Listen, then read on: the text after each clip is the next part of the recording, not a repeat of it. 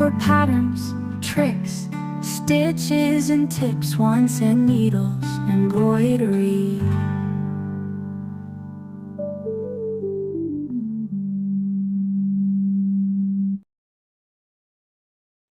In this video, I'll be demonstrating how to dress your embroidery hoop. Before we get started, just a couple quick notes on materials. I always prefer to use a beechwood hoop versus a bamboo hoop. The main reason for that being the overall quality is just substantially better in my opinion. I find that a beechwood hoop really grips the fabric better. It's going to prevent your fabric from slipping so much. And keep your stitches more in place. And so the result is going to be you're going to be happier with your end product, and you're going to be less frustrated while you're stitching as well, because you're not going to need to stop and retighten your fabric quite as often. When it comes to fabric, you certainly can choose any fabric you like. However, know that there are going to be certain fabrics that are going to be easier to work with.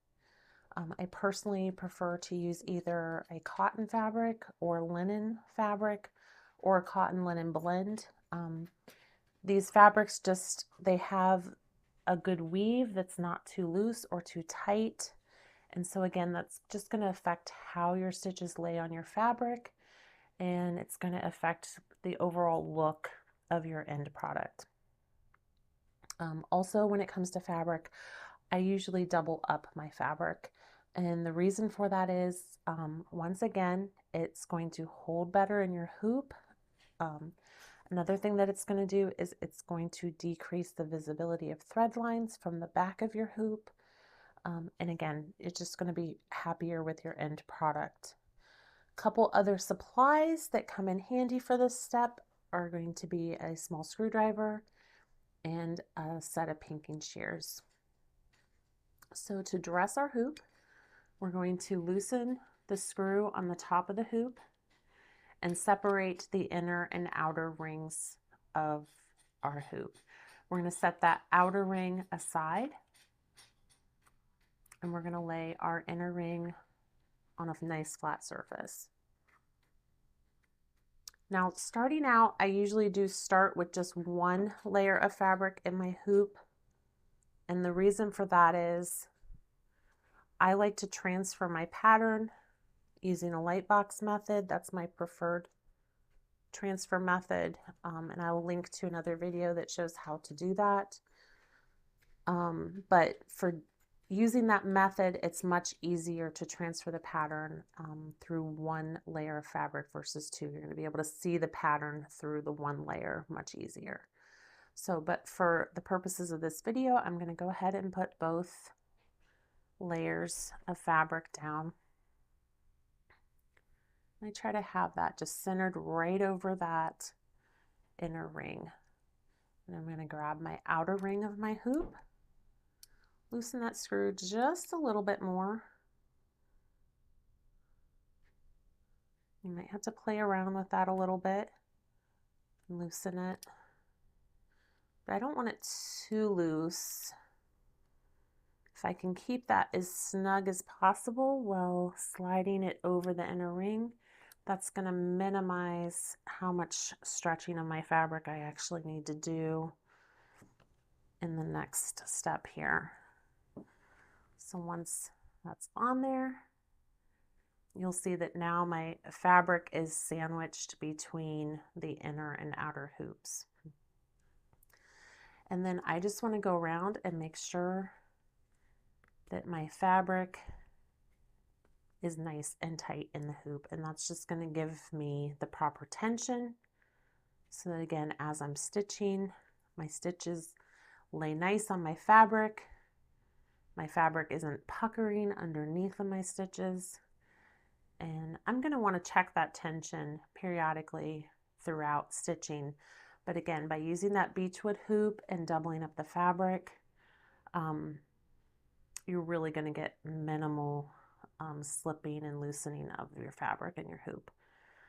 So once I feel that that is tight enough, I'm going to give it a quick test, just kind of tap on the middle and I should get a little bit of a drum sound, and that's going to tell me that the tension of my fabric is good. So once I'm happy with that, I'll just use my little screwdriver to go ahead and tighten up my hoop the rest of the way. Screwdriver just makes it a little bit easier.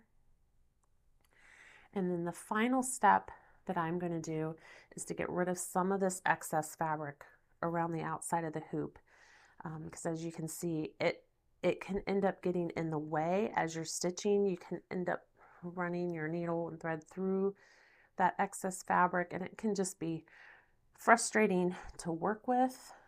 So I just go ahead and remove some of that excess fabric from my hoop.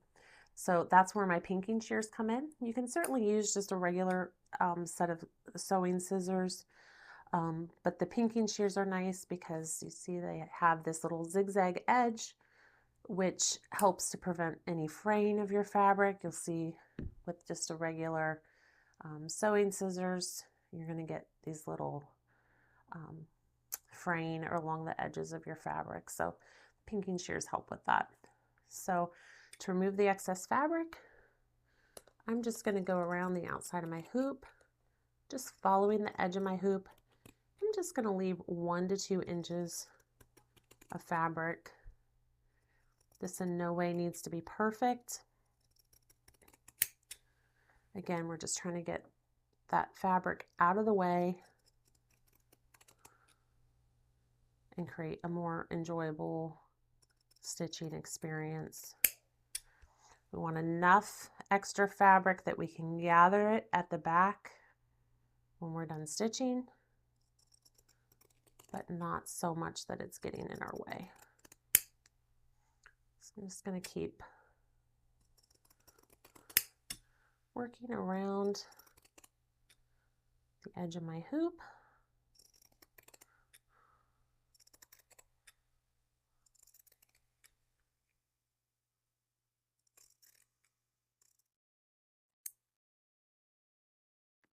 And once that's removed, I am then ready to stitch.